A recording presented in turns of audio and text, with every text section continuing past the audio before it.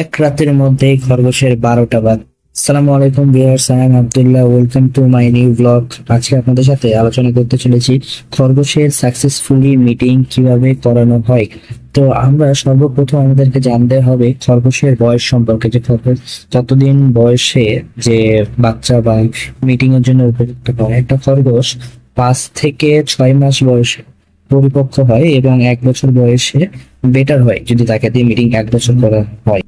তো আমরা 6 মাস বয়সে যদি তাদেরকে মিটিং করাতে চাই, তাহলে আমাদের আগেই ধরে রাখতে হবে যে তারা বেবি হাইস 6টা দিবে, এর বেশি তাদের কাছ থেকে বেবি হাইস করা সম্ভব নয়। তো এখন আমাদের প্রশ্ন হচ্ছে খরগোশ মিটিং হয়েছে কিনা, বা মিটিং কতদিন পরে একটা খরগোশ বেবি দিবে।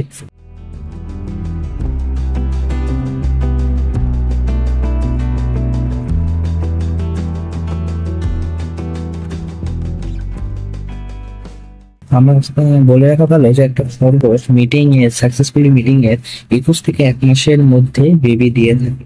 এখন অনেকের প্রশ্ন থাকে যে আমি একটা মাদিকে সাদা বা বিভিন্ন ভেরিয়েন্টের খরগোশ সাথে ব্রিড করা,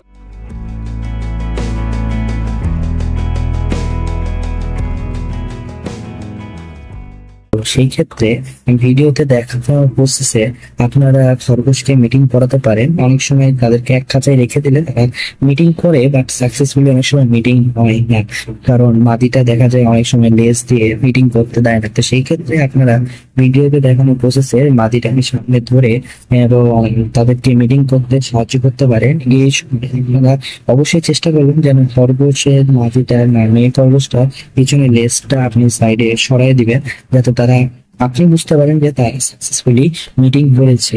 এর পাশাপাশি আপনাদের অবশ্যই মনে রাখতে হবে যে অবশ্যই দুইটা খরগোশকে মিনিমাম 3 মাসে রেস্টে রাখতে হবে। 3 মাসে রেস্টে না রাখলে একটা খরগোশ থেকে কখনোই আপনি ভালো ফলাফল পাবেন না, বা দেখবেন বাচ্চা মারা যাচ্ছে এবং খরগোশটা ব্রিড করার সময় স্টপ করতেছে।